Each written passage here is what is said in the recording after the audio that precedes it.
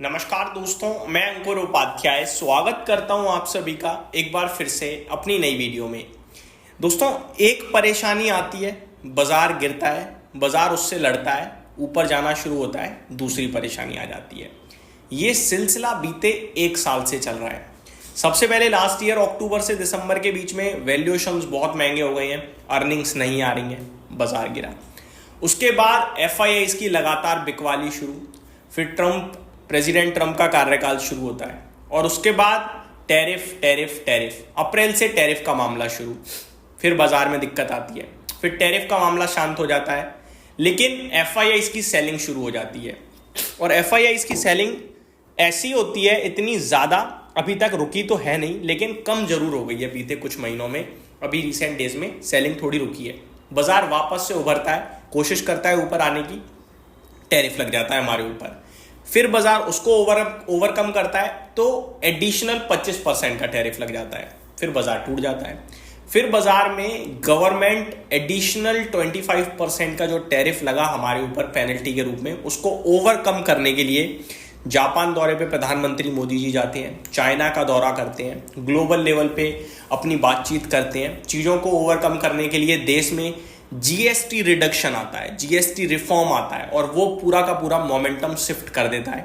और फिर यूएस के साथ भी हमारी ट्रेड डिस्कशन चालू हो जाती है, सब कुछ ठीक ठीक होने लगा, निफ्टी 25,500 हो गया, एफआईआईज की सेलिंग रुकी। तो अब इस वीकेंड पे आपके लिए H1 वीज़ा की परेशानी खड़ी हो गई। अब ये एक और परेशानी। ऐसे में आम निवेशक जिसका पैसा बन नहीं रहा है, वो फ्रस्ट्रेशन की पीक पे पहुंच चुका है इस समय। अब सवाल उसके दिमाग में एक है कि भैया मैं शेयर बाजार छोड़ ही दूं क्या, मैं एफडी में ही पैसा लगा दूं, या फिर मेरे पास कुछ और सेफ एसेट क्लास हैं वहां पे खरीदारी करूं। तो यहां मेरा एक सिंपल सा जवाब होगा, इतनी सब परेशानियों पे ये सब कुछ हो गया। भारतीय बाजार कहां खड़ा है इंडेक्स पे? 25,300 पे, लाइफ आई से 1000 पॉइंट नीचे। 1000 पॉइंट कितने परसेंट होते हैं? 4% एग्जैक्टली होता नहीं है, मोटा मोटी 4% होता है। आप ये देखो, क्या पहले ये सारी चीजें नहीं हुई हैं? इनको क्या हमने ओवरकम नहीं किया है?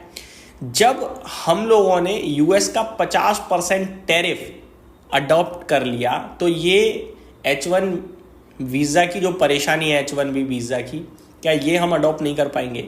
क्या यूएस गारंटी देता है कि वो जो H1B वीज़ा पे $1 लाख की फीस लगा रहा है भी, वो लाइफ लॉन्ग इतनी ही रखेगा, वो नहीं पलटेगा अपनी बात से? दोस्तों, यूएस के लिए भी परेशानी बनेगी। मैं आपको बता रहा हूं, मंडे अगर भारतीय बाजार में आईटी कंपनीज के लिए परेशानी खड़ी है, तो मंडे यूएस की दिग्गज माइक्रोसॉफ्ट, अल्फाबेट, ये जो आपका एप्पल या आपका जो भी बड़ी दिग्गज कंपनियां हैं, इनके लिए भी परेशानी बनेगी। जेपी मॉर्गन, ये भी गिरेंगी भाई साहब, क्योंकि इनके भी तो एम्प्लॉयज़ हैं, इनको भी तो पे करना है। ऐसा नहीं है कि भारत की आईटी कंपनी, जो भी यूएस में कंपनी काम कर रही है और वो अगर आउटसाइड यूएस से एम्प्लॉयज को हायर कर रही है, फॉरेन एम्प्लॉयज, तो फॉरेन एम्प्लॉयज को हायर करने के लिए वीजा लगता है H1B वीजा। और उस वीजा का जो पहले चार्ज था, जो फीस थी, वो $5,000 से $10,000 के करीब की थी। अब उसकी बढ़ाकर $1 लाख की है। कोई भारत के लिए स्पेसिफिकली नहीं करा है, तो सबके लिए परेशानी है। ये भी बदलेगा, चिंता मत कीजिए। कितने दिन परेशानी देगा ये देखना है। दूसरी तरफ परसों से 22 तारीख मंडे से, भूलना नहीं है आपको, 22 तारीख दिमाग से निकल गई लोगों के अचानक से, क्योंकि ये कल परेशानी खड़ी कर दी इन्होंने। लेकिन 22 तारीख को नई जीएसटी दरें लागू हो जाएंगी।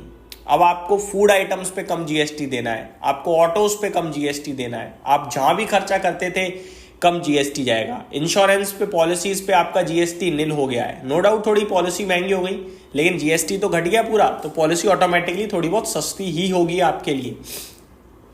तो मेरे हिसाब से ओवरऑल चीजें देखोगे, नोटिस करोगे, तो आपके लिए बेनिफिशियरी है, देश के लिए बेनिफिशियरी है। और 3 महीने ये जो जीएसटी रिडक्शन का खेल चलेगा, और 3 महीने बाद जब आप दिसंबर क्वार्टर नोटिस करोगे ना, जब जनवरी में, तो आपको हल्का अर्निंग्स में जंप दिखेगा। और फिर जब आप मार्च क्वार्टर नोटिस करोगे, आपको बूम दिखेगा इकोनॉमी में।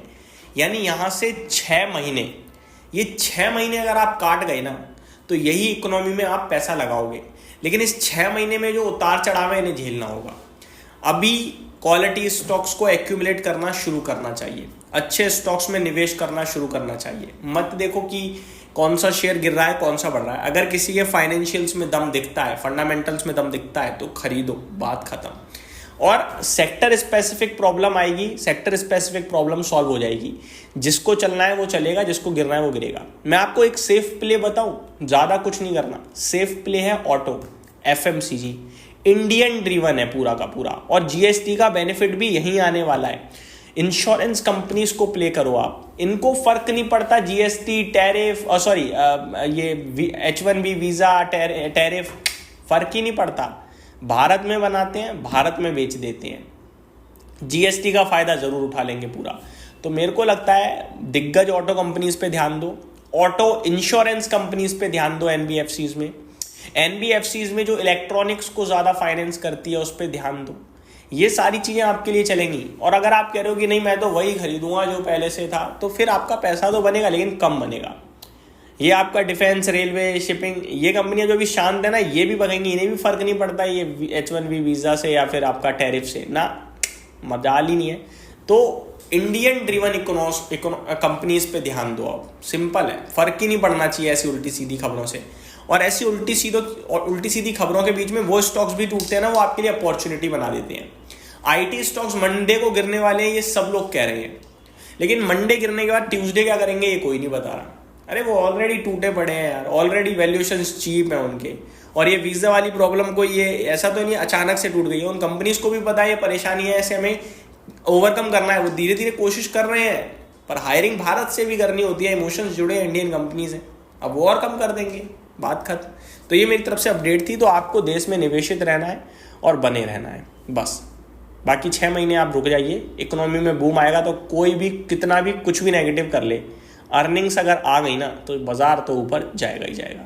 यही समाप्त करता हूँ इस वीडियो को। Thank you so much for watching this video. Good night guys.